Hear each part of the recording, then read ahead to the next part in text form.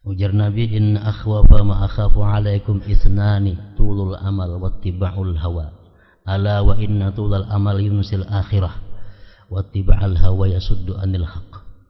Yang paling aku khawatirkan ya Nabi kepada kalian wahai umatku ada dua perkara. Yang pertama, merasa lama hidup dalam dunia ini. Merasa lama hidup dalam dunia. Yang kedua, yang aku khawatirkan ujar Nabi adalah mengikuti kemauan. Mengikuti kemauan diri, kemauan nafsu. Bahwasanya panjang angan-angan merasa lama hidup dalam dunia itu melupakan akhirat.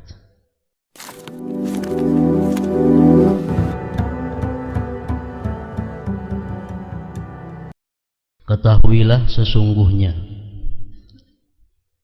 penyebab seseorang berangan-angan panjang. Kenapa sebabnya kita merasa bahwa kita masih mempunyai umur kira-kira 1 bulan lagi? Kenapa sebabnya kita merasa bahwa kita masih merasa punya umur mungkin 1 tahun lagi?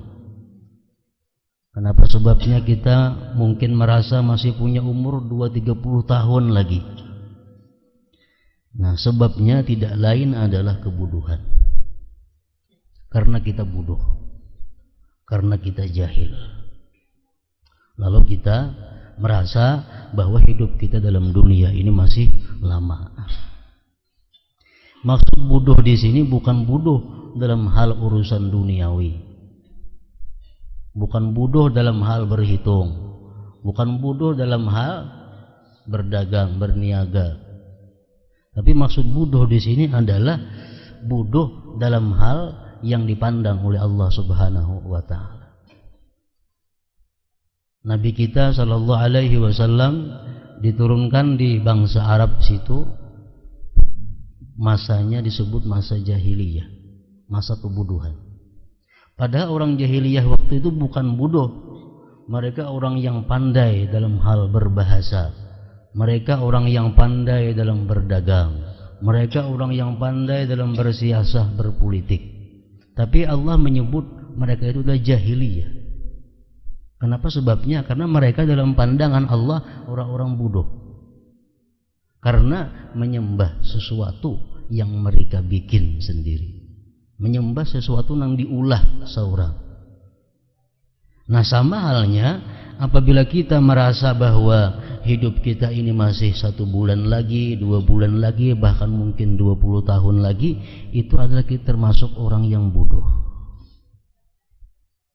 Sebabnya itu.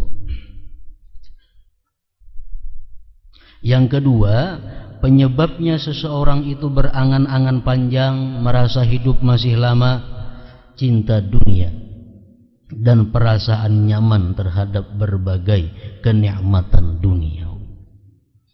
Orang yang hidupnya makmur, hidupnya nikmat, hidupnya nyaman, pasti mengingini lawas dalam dunia ini. Pastinya mengangan-angan panjang umurnya. Sedangkan obat bagi kebodohan seperti ini adalah selalu mengingat maut dan menyadari bahwa setiap makhluk pasti akan mati. Nah, kalau kita merasa bahwa diri kita ini masih bertahun-tahun lagi hanya mati, itu bodoh ngarannya kita dalam pandangan Tuhan. Obat yang demikian adalah ingat mati. Ingat mati apa? Ingat bahwa kematian itu kada pandang umur. Kematian itu kada pandang bangsa. Kematian itu kada pandang keturunan. Kalau misalnya abah kita mati umur 90, kakek kita umur mati 101, nenek kita mati umur 95. Jadi kira-kira aku ini ratusan dosa kau hanya mati. Jangan berpikir demikian. Karena mati itu kada memandang keturunan. Kada mesti.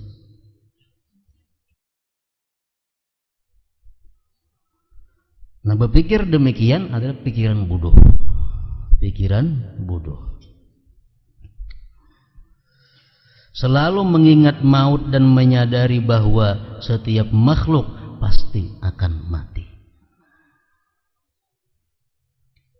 Sebagaimana disampaikan oleh Rasulullah sallallahu alaihi wasallam dalam sabdanya, ahbib man ahbabta fa innaka mufariquh. Cintailah siapapun yang engkau cintai, karena sesungguhnya engkau akan meninggalkan. Artinya maksud hadis ini, kita boleh cintai siapa yang kita cintai, tapi kita ingat satu saat kita pasti akan berpisah dengannya. Kita akan meninggalkannya. Imam Al-Ghazali di dalam kitabnya Minhajul Abidin mengatakan, kenapa sebabnya tulul amal, merasa lawas lagi hanyar mati, itu tercela, dicela dalam agama. Kenapa sebabnya? Kalau kita merasa masih berumur 1 bulan lagi, itu dicela dalam agama. Kalau kita merasa berumur masih 1 tahun, maginnya dicela lagi. Kenapa sebabnya dicela itu? Ujar Imam Ghazali, karena ada 4 hal yang menyebabkan panjang angan-angan itu dicela oleh agama.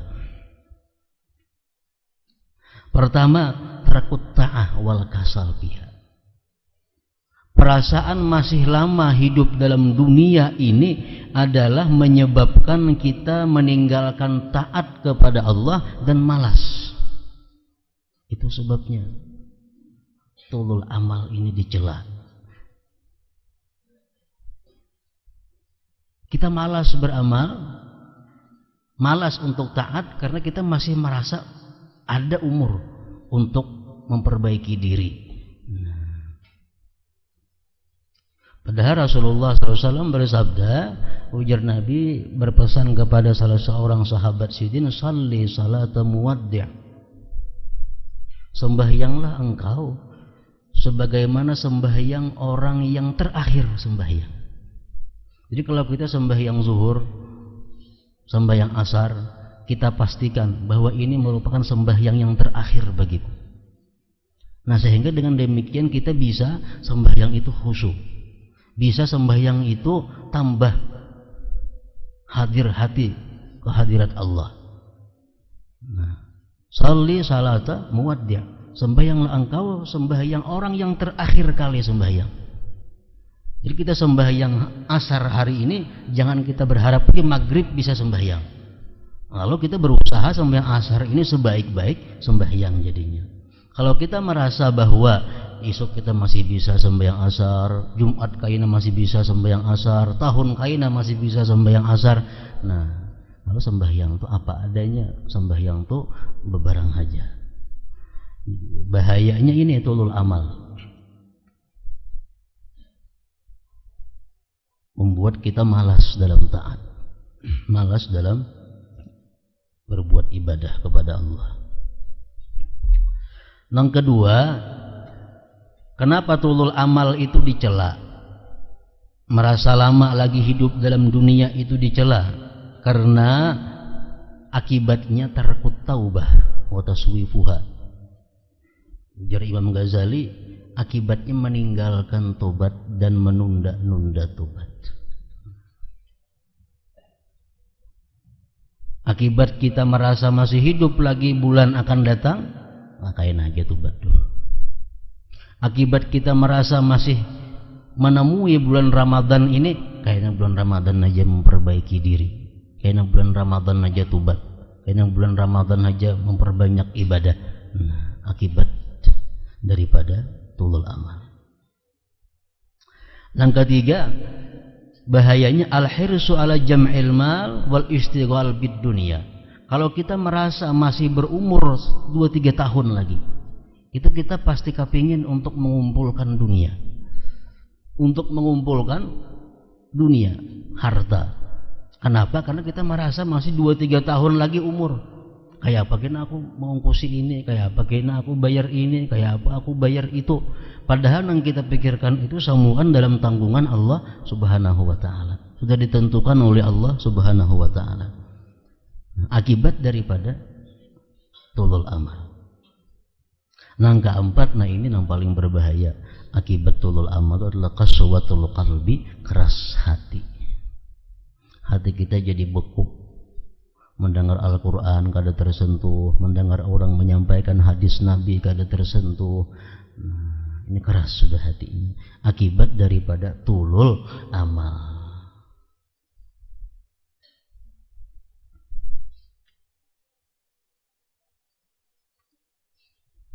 Ahbib man ahbabta fa innaka mufariquh. Cintailah orang yang kamu cintai, tapi ingat satu saat engkau akan berpisah dengannya.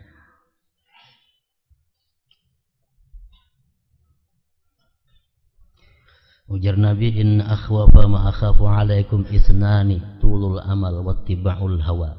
Ala wa inna tulul amal yunsil akhirah wattiba'al hawa yasuddu anil haqq. Yang paling aku khawatirkan ya Nabi kepada kalian wahai umatku ada dua perkara. Yang pertama, merasa lama hidup dalam dunia ini. Nah, merasa lama hidup dalam dunia. Yang kedua, yang aku khawatirkan ujar Nabi adalah mengikuti kemauan. Mengikuti kemauan diri, kemauan nafsu. Bahwasanya panjang angan-angan merasa lama hidup dalam dunia itu melupakan akhirat, dan mengikuti kemauan nafsu itu mencegah seseorang dari kebenaran. Jadi apabila kita panjang angan-angan, kita merasa masih lama lagi hidup dalam dunia ini disebabkan karena kita bodoh, nah obatnya apa? Mengingat maut, berpikir tentang kawan-kawan kita nang sudah mati. Si anu mati tak anu pada aku, si anu mati umuran aku, si anu mati sekelas lawan aku. Salah satu untuk menghilangkan kebodohan. Sebab nang kedua kita merasa panjang angan-angan itu, merasa lama hidup dalam dunia, sebabnya adalah cinta dunia.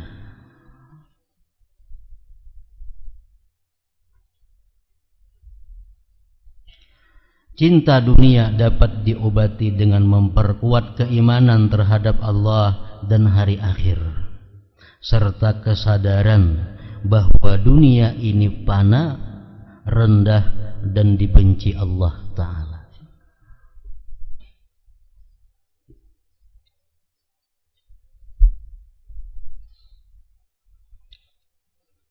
Kalau kita merasa lama hidup dalam dunia, kalau kita merasa ingin lawas lagi dalam dunia ini, nah perasaan itu adalah perasaan yang salah.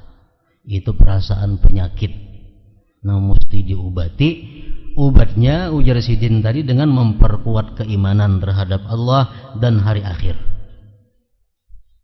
dan menyadari bahwa dunia ini ada habisnya, ada binasanya, rendah dan dibenci Allah Ta'ala. Dunia ini dibenci oleh Allah, buat apa aku ingin berlama-lama dalam dunia? Kalau dunia ini tempatnya rendah, dunia ini tempatnya hina, buat apa aku berlama-lama hidup di dalam dunia? Dalam hadis disebutkan, laukanatid dunya tazilu indallah janaha ba'udah ma saka kafiran minha syubbatama. Andai kata dunia ini di sisi Allah ada berharga seberat sayap nyamuk, andai kata dunia ini bernilai di sisi Allah seberat sayap nyamuk, niscaya tidak Allah berikan orang kafir itu seteguk air jua pun. Andai kata dunia ini ada harganya di sisi Allah Subhanahu wa Ta'ala. Ini menunjukkan kehinaan dunia. Kalau kita membenci seseorang, kita murka dengan seseorang, tentu kita kada akan memberi yang berharga. Nang kita berikan pasti nang kada ada harganya. Nah demikian Allah terhadap dunia ini, dia berikan orang kafir kemewahan, dia berikan orang kafir kekayaan, orang kafir kepangkatan, kekuasaan. Kenapa sebabnya Allah berikan demikian? Karena dunia itu tidak ada nilainya di sisi Allah Subhanahu wa ta'ala.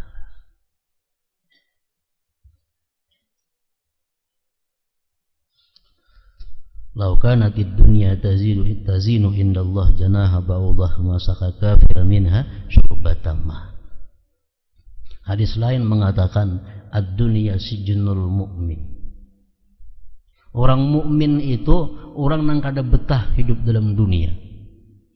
Orang yang sudah sejak dini mempersiapkan untuk meninggalkan dunia. Ini orang beriman. Orang beriman itu orang yang paling kada nyaman diam dalam dunia. Orang yang sudah siap-siap untuk meninggalkan dunia. Kenapa sebabnya? Karena ujar Nabi, ad-dunya sijnul mu'min. Dunia itu penjara orang beriman. Siapa nak dalam penjara belawas? Pasti orang dalam penjara hendak lakas keluar. Nah kayak itu juga orang mukmin ini hendak cepat keluar daripada penjara, hendak cepat keluar daripada dunia. Dunia laksana penjara bagi orang mukmin. Kenapa sebabnya? Karena orang mukmin dalam dunia ini dibatasi gerak-geriknya. Orang mukmin dalam dunia ini dibatasi kehendaknya.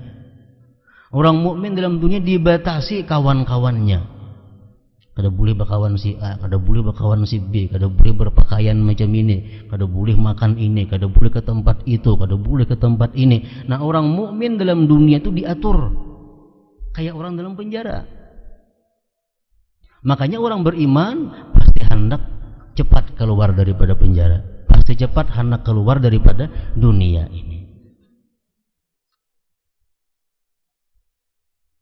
Ad-dunya sijnul mu'min.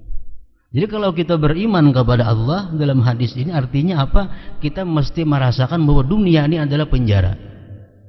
Dunia adalah penjara. Wa jannatul kafir, dan surga surganya orang kafir. Dunia ini surganya orang kafir. Orang kafir paling sakit hati bila kematian itu datang kepadanya. Orang kafir paling takut mati. Kenapa? Karena ini surganya sudah. Dia akan meninggalkan surganya, dia akan meninggalkan kenikmatannya, meninggalkan kebebasannya, meninggalkan kemewahannya. Nah, bila kita demikian halnya, kita berat, takut, lawan mati karena merasa nyaman dalam dunia ini, kita digolongkan dengan orang-orang kafir dalam hal ini. Sama dengan orang kafir. Kita takutan mati, ngeri lawan mati. Kenapa? Karena dunia sudah nyaman, dunia sudah serba ada dimiliki, dunia sudah serba ada yang dimaui. Lalu kita khawatir mati, ingin selamanya hidup dalam dunia. Nah, ini gaya orang kafir. Ujar Nabi, al-maut rahatul mu'min. Orang kematian itu merupakan kelapangan bagi orang mukmin. Al-maut rahatul mu'min. Oh, kematian itu kelapangan bagi orang mukmin. Artinya orang mukmin begitu mati, habis sudahnya. Bebas. Yang dihadapinya cuma kelapangan-kelapangan berikutnya.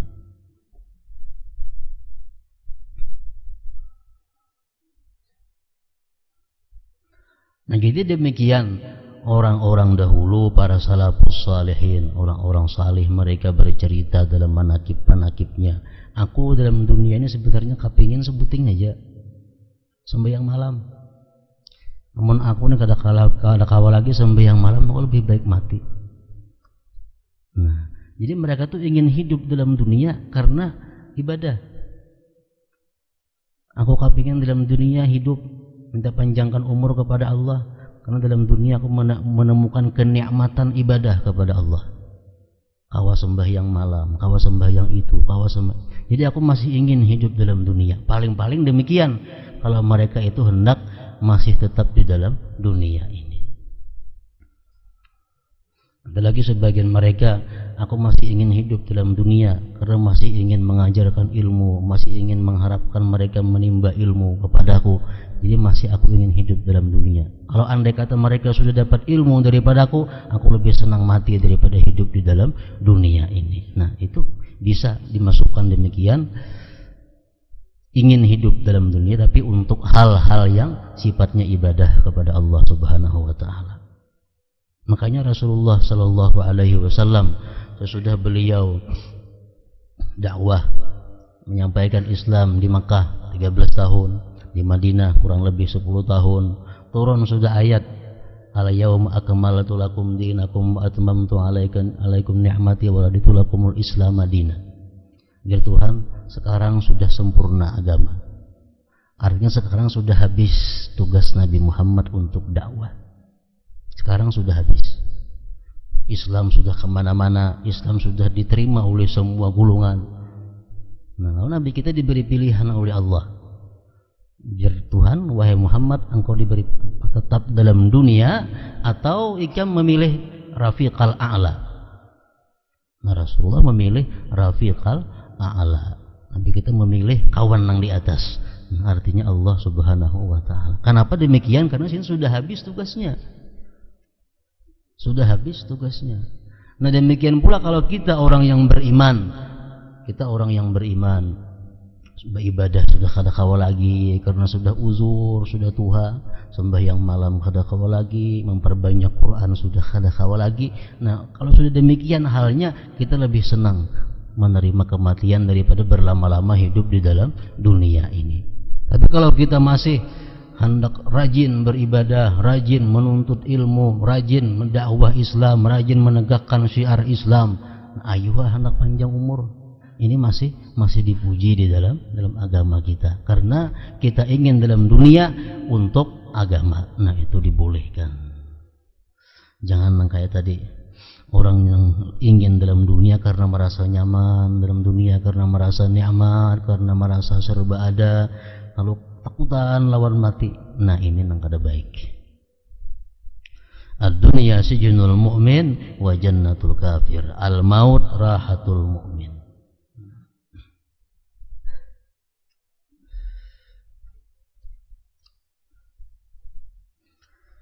Penyebab yang kedua daripada panjang angan-angan ini adalah cinta lawan dunia tadi. Obatnya memperkuat iman dan merenungkan betapa rendahnya dunia di sisi Allah. Merenungkan betapa dunia ini sangat dibenci oleh Allah Subhanahu wa ta'ala. Yahya bin Mu'az berkata, al-hikmah tahwi minas sama' ilal qulub. Ini ilmu-ilmu laduni, ilmu-ilmu yang langsung dari Allah, setiap hari turun ke bumi ini. Ilmu-ilmu wa atainahu min ladunna ilma, ilmu-ilmu yang langsung dari Allah, tiap hari Allah kirim ke dunia ini. Mereka kemana? Mencari hati-hati manusia untuk disinggahi oleh ilmu hikmah itu. Dan ilmu-ilmu hikmah ini kada akan masuk ke dalam hati, yang dalam hati itu ada 4 perkara. Uliling, tiap tengah malam ilmu-ilmu rahasia Allah ditebar ke muka bumi ini, mencari hati-hati nang cucuk tempatnya.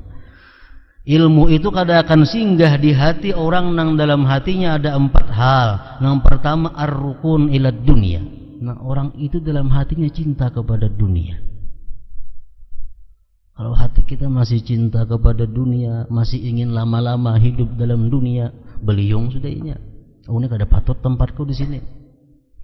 Beliung sudah ilmu tadi.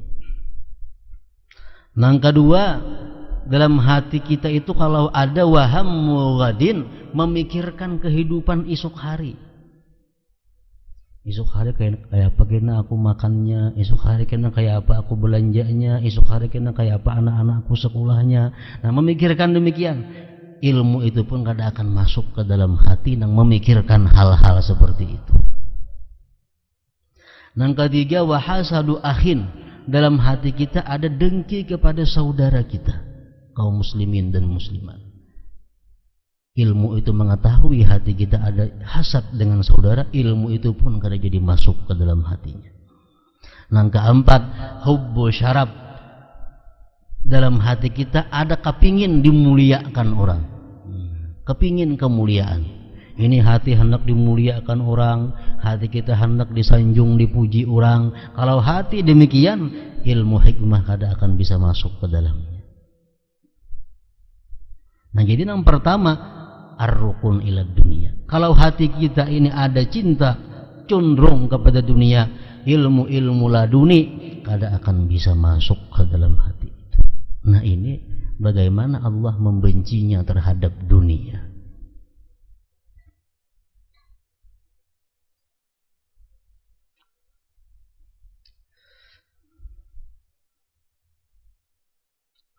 Memang ada hadis Rasulullah mengatakan manusia yang paling baik itu adalah orang yang panjang umur, baik amal.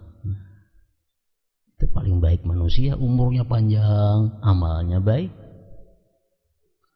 Kalau kita sudah hari-hari beribadah kepada Allah, taat kepada Allah, kita hendak minta panjangi umur supaya lebih banyak lagi amal. Nah, itu kada jadi masalah, itu bagus. Nang kada baik itu kita merasa dunia ini memberikan kenikmatan, kenyamanan kepada kita. Nah, dunia memberikan apa nang kita kehendaki. Kalau kita hendak berlama-lama dengan demikian, nah ini nang kada baik. Alamat seseorang yang berangan-angan pendek adalah akan segera beramal dan mempersiapkan diri menghadapi maut sebelum kematian itu tiba.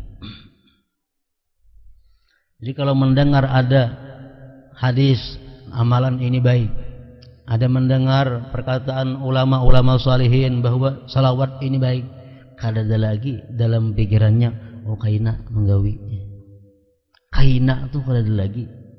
Ini tandanya orang yang berangan-angan pendek. Tanda orang yang sudah merasa hidup dalam dunia ini kada lama lagi. Kada ada istilah kaina dalam berbuat kebaikan. Rasulullah sallallahu alaihi wasallam, beliau dikisahkan dalam satu hadis turut keluar dari rumah menuju masjid untuk memimpin sembahyang berjamaah. Begitu sampai di perimaman, sudah nama angkat takbir, Nabi kita buru-buru bulik ke rumah. Sahabat itu bingung, kenapa Nabi berbulik ke rumah? Sudah Nabi kita bulik ke rumah, keluar dari rumah sirin membawa duit. Membawa duit. Lalu ujar Nabi, "Napa? Ini duit titipan orang untuk dibagikan kepada kaum muslimin dan muslim. Aku kada hendak menunda-nunda membagikan duit ini. Kalau pinang kada sampai waktunya." Ini amanah. Nah, jangan sampai melambatkan amanah-amanah yang kita diminta untuk membagikannya, menyerahkannya, kalau kita sudah merasa pindik angan-angan. Jadi kadang menunda hal-hal yang seperti itu. Kita berhutang, hutang sebulan umpamanya lawan orang, sampai duitnya 10 hari dapat duitnya, bayari hutangnya itu. Kadang menunggu sebulan, tandanya kita pindik angan-angan.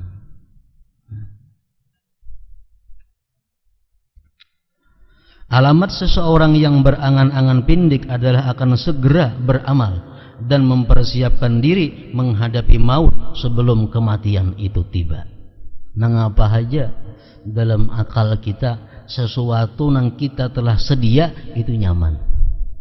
Nang apa karena kita sudah siap terjadi nyaman. Nang sakit itu bila kita kada siap.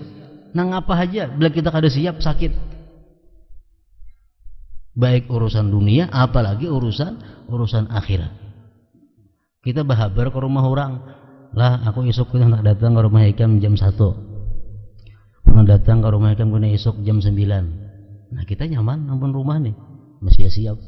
Nah, menyediakan waktu, menyediakan apa yang disediakan, kan nyaman. Kita bersiap-siap.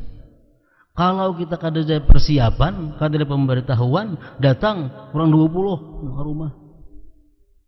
Persiapan kada ada, banyu kada ada, baras kada ada, iwak kada ada, nyaman lah kita. Kenapa? Karena kada ada persiapan. Nah, dalam dunia aja kalau kita tidak persiapan sulit. Apalagi urusan menghadapi kubur, menghadapi maut, kalau tidak persiapannya. Makanya untung orang-orang yang sempat garing, anyar mati itu satu keberuntungan. Kenapa? Karena sempat mempersiapkan diri untuk menghadapi kematian.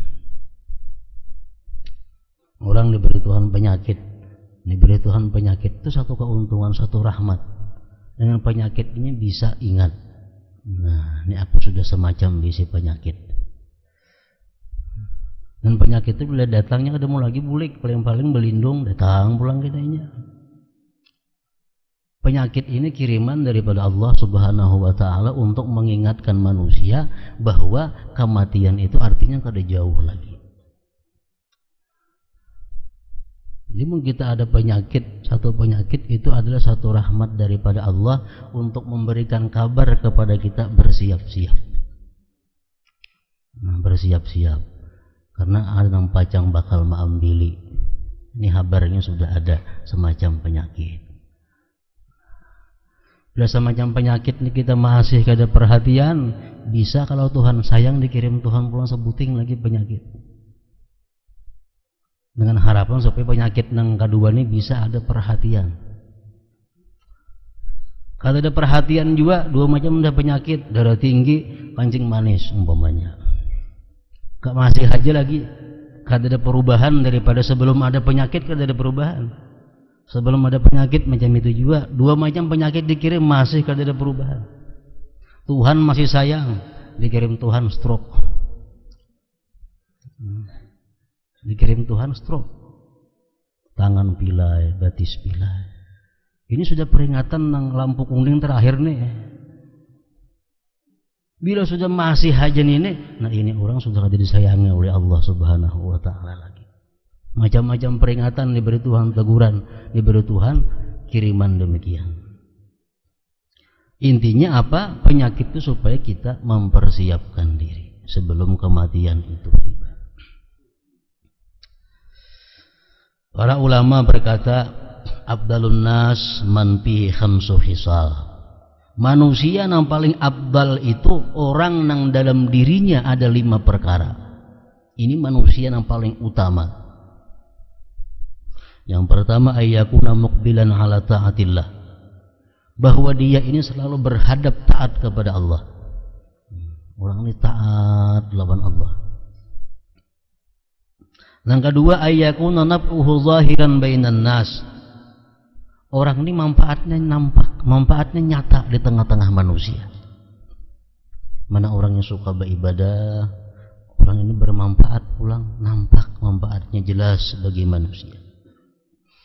Yang ketiga, ayyakuna nas min syarrihi aminin. Yang ketiga, manusia itu merasa aman daripada kejahatannya. Manusia merasa aman daripada kejahatannya. Orang kada ada khawatir lawan inya nih. Orang kada ada khawatir, orang kada ada takutan lawan gangguannya. Orang kada ada khawatir lawan tangannya. Orang kada ada khawatir lawan muntungnya. Orang merasa aman dengan adanya dia. Yang keempat, ayyakuna amma fi aidin nas aisin. Yang keempat, orang ini kadang menghendaki apa-apa yang ada di tangan manusia. Nya kadang dalam hatinya, mudahan si anu tu memberi aku itu, mudahan si anu tu menghutangi aku itu, mudahan si anu itu menginjami aku itu. Kadang dalam hatinya harapan demikian kepada manusia. Berharap kepada manusia untuk dikasihnya, dipinjaminya, dihutanginya itu kadang. Nah, yang kelima, ayyakuna musta'iddan lil maut, bahwa dia bersiap-siap bagi kematian.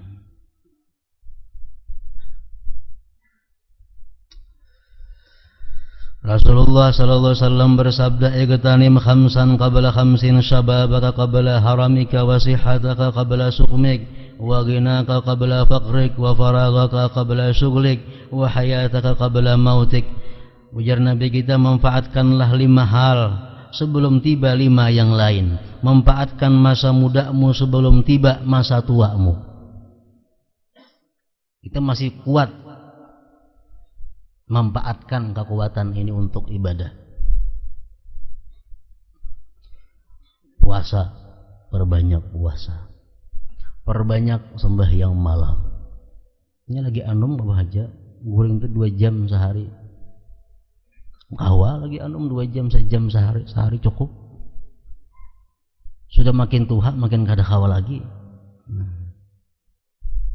Lagi anum 2 jam guring sehari, sisanya nuntut ilmu, beribadah, membantu manusia. Lagi mudanya. Mbak sudahnya berumur 50 tahun, umur 40 tahun kada kawa lagi. Awak sudah sakit-sakitan karena angin malam kada kawa lagi, kurang guring kada kawa lagi. Lalu orang nang sedemikian rupa dia berkata, ujarnya jakanya aku masih kayak dahulu, aku tetap beribadah kepada Allah. Wah ini kada kawa lagi sudah tua.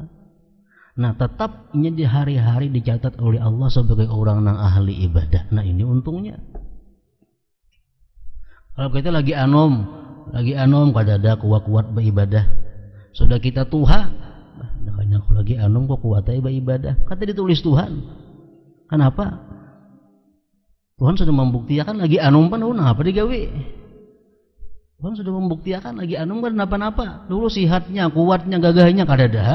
Sembahyang malam, beribadah kada ada. Sudah tua hanya makanya kait bahari aku hawa kata dicatat Tuhan itu sia-sia.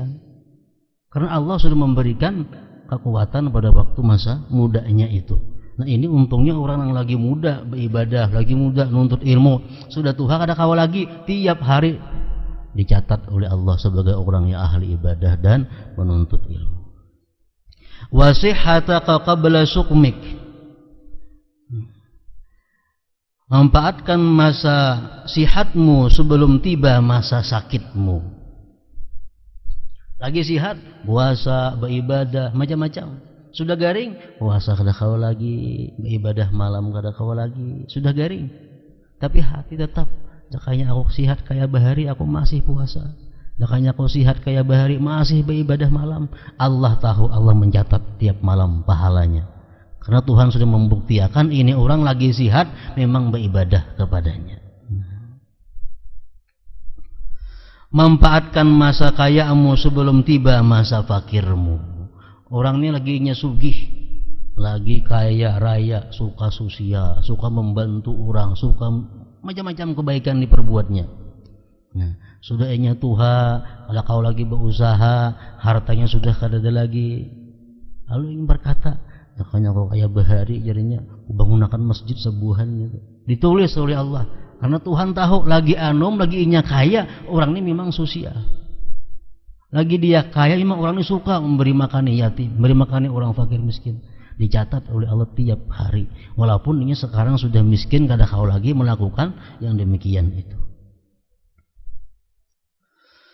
Manfaatkan masa luangmu sebelum tiba masa sibukmu. Masa luang mana? Masa luang ya, masa wah ini masa luang ngarannya. Masa sibuk itu masa apa? Masa sibuk itu masa di mana kita sudah menghadapi sakaratul maut. Itu masa sibuk. Kayak apa aja sibuknya kita wahini nih. Macam-macam urusan kita, berbagai macam kesibukan. Itu masih belum sibuk. Kalau sudah dibanding dengan kita menghadapi malaikat maut, itu sibuk nang sebenar-benar sibuk. Kita kada sempat berpikir apa-apa lagi dalam hal menghadapi ini malaikat maut ini.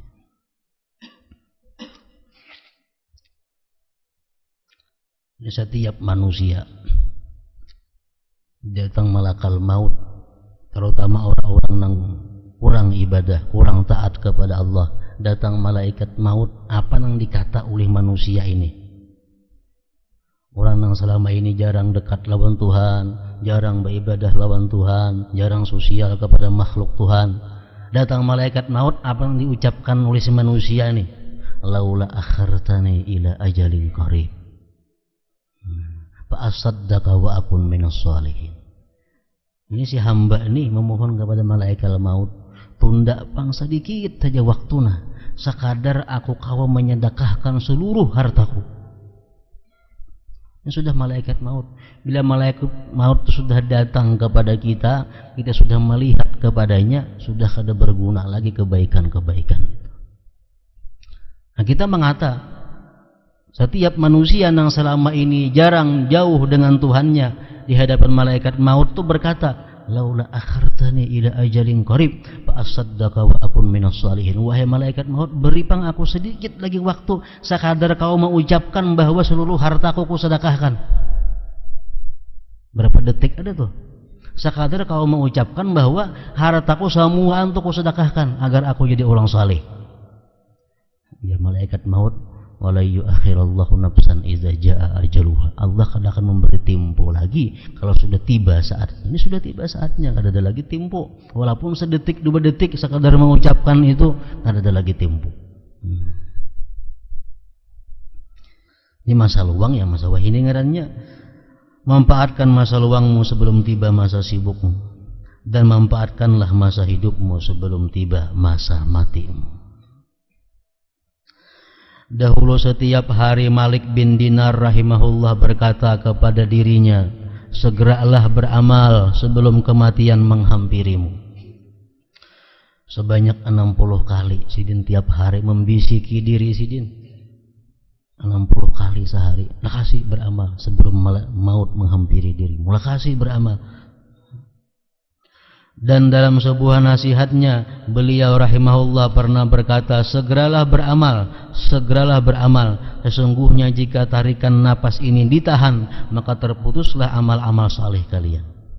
Kemudian beliau membaca firman Allah yang berbunyi, innama na'uddu lahum adda, sesungguhnya kami menghitung untuk mereka dengan perhitungan yang teliti, yakni Allah menghitung jumlah napas mereka.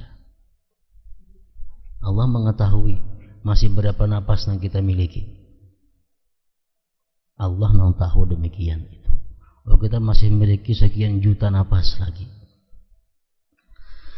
Napas adalah waktu yang sangat pendek. Semasa hidupnya manusia menghirup dan menghembuskan napas. Napas adalah dorongan uap dari jantung. Dorongan tersebut dan lamanya dorongan itu disebut napas. Sekali napas sama dengan 2 kali kedipan mata. Sehingga dalam sehari semalam manusia memiliki 24.000 napas. Seseorang arif lainnya mengatakan bahwa dalam hati manusia setiap hari terdapat 70.000 geritik. Dalam hati kita nih ada 70.000 geritik. Sama dengan jumlah malaikat yang memasuki Baitul Ma'mur dan tidak keluar lagi. Baitul Ma'mur itu adalah satu tempat di mana tiap hari malaikat masuk 70.000 ke sana dan kada keluar lagi. Tiap hari 70.000 masuk, tiap hari 70.000 masuk dan kada keluar lagi. Kayak luasnya Baitul Ma'mur itu menurut ulama mengatakan letaknya di langit pertama berbetulan dengan Baitullah. Baitul Ma'mur. Tidak diragukan bahwa hati adalah Baitul Ma'mur, rumah yang makmur, dapat makmur dengan kebaikan ataupun dengan kejahatan. Ada seseorang arif yang setiap hari berzikir kepada Allah sejumlah napasnya, yaitu 24.000 kali. Persoalan napas ini tiba-tiba saja terlintas dalam pikiranku, ujar pengarang ini. Maka aku membahasnya, meskipun sebenarnya membahas muraqabah lebih utama. Napas manusia akan habis tepat seperti yang telah ditentukan Allah, tidak dapat menambah atau menguranginya.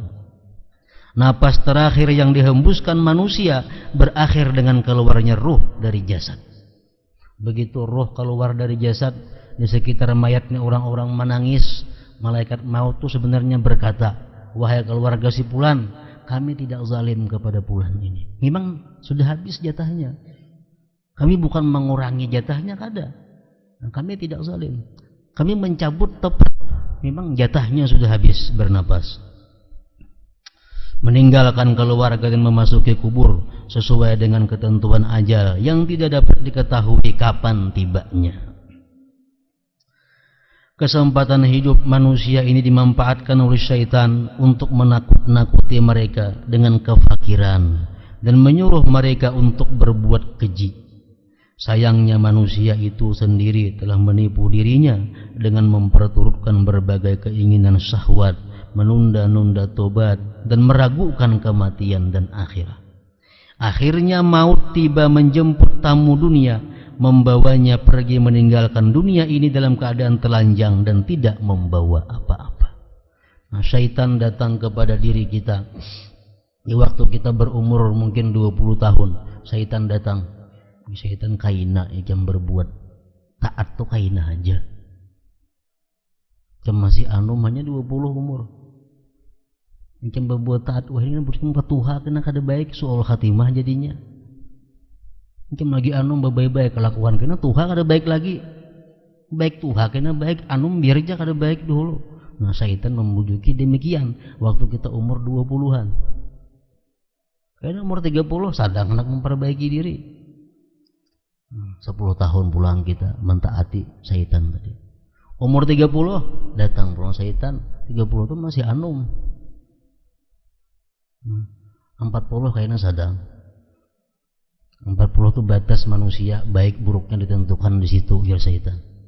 Kayaknya 40 itu masih cuma baik mencari harta dulu, baik cuma nabung dulu. Kayaknya mumpah nyaman beribadah aja lagi.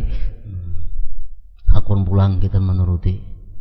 Sampai 40 tahun datang pulang syaitan ke dalam hati kita. Syaitan kayaknya dulu 40 masih kuat igam. Sapal 20 buka masih tahan aja lagi. Kayaknya dulu 40 tahun igam naik haji dulu, mengaji dahulu, bayangkan mengaji igam naik haji. Umur 50 kah sadang kita memperbaiki diri. 50 tahun, setahun pulang kita mentaati syaitan nih. Umur 50 tahun sudah datang pulang syaitan. Kem kain dulu memperbaiki diri.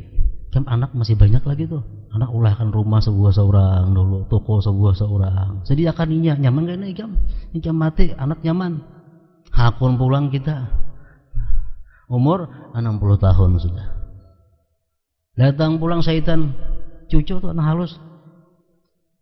Sediakan rumahnya, sediakan perumahannya, kabunnya, segan cucu pulang. Kada ada habis-habisnya. Akhirnya kita mati dalam keadaan membawa apa-apa. Nah, inilah bujukan daripada syaitan yang setiap saat masuk ke dalam hati manusia. Dan ini terbukti berlaku dalam setiap diri manusia.